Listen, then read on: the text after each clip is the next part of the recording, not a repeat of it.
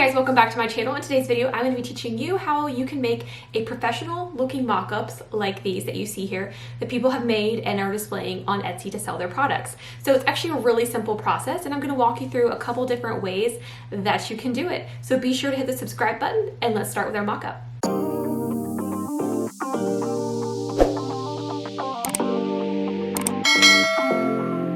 Alright guys, so the first thing that I do is I come over here to designbundles.net, and when you come up to designbundles.net, it's going to have a bunch of different design things that you can do, but for the sake of making a mock-up, what we're going to do is we're going to type in a coffee mug mock-up. So I, in this one, put hands holding coffee mug mock-up to get this particular look. So you'll have the actual hands holding the coffee mug, kind of make it a little bit more personal. This is definitely one I've seen a lot floating around on Etsy that people use as a background for their mock-ups. But basically you can choose anyone that you like on here. But let's say you're not into the hands holding the coffee mug. Let's just do a mock-up.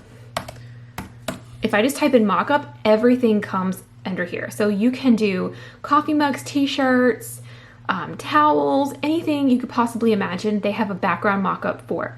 So don't just think it's just coffee mugs. Today we're only doing coffee mugs, but you can do this same exact thing for t-shirts or basically anything else. So you saw the hands holding the coffee cup option, but if you don't want that, let's just do a coffee cup mock-up without the hands part in the search. And as you can see, we're just gonna get, a coffee mug with a candle or with some flowers, things like that. And all you're gonna do is basically pick the one that you think is going to be the most effective for you in the design and the product you're selling. So they do have seasonal ones as well. And again, prices range, so you can pick something for your budget. All right, so once you have the images, mock-ups that you're gonna use, you're gonna load them into the design program of your choice. So here I'm going to use Cricut, and I just uploaded them in here, but you can again use Photoshop, Silhouette, whatever you're comfortable with. I'm just using Cricut for the sake of today's example. So you go ahead and pull up the mock-up that you want to be the background. Then you're going to upload over here the image that you would like shown onto this mug.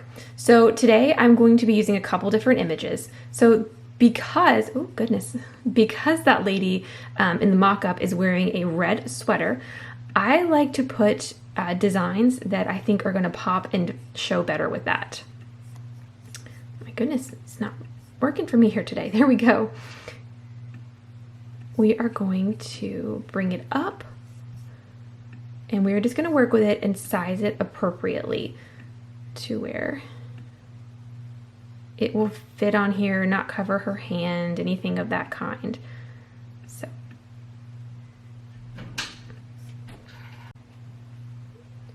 here we go. And then let me go ahead and zoom in for you guys so that you can see exactly what this is going to look like now. Okay, so as you can see, now this is going to be one of our mock-ups. This looks nice and professional, and this one right now is really ready to go as it is. But we're gonna go ahead and do the other one as well, so I can show you that.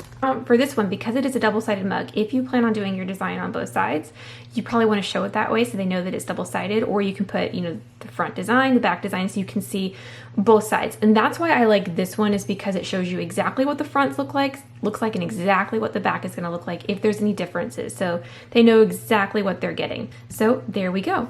So you just kind of size it appropriately to where it looks good on your mug. And then what we're gonna do after that is we're gonna take a screenshot of this image here.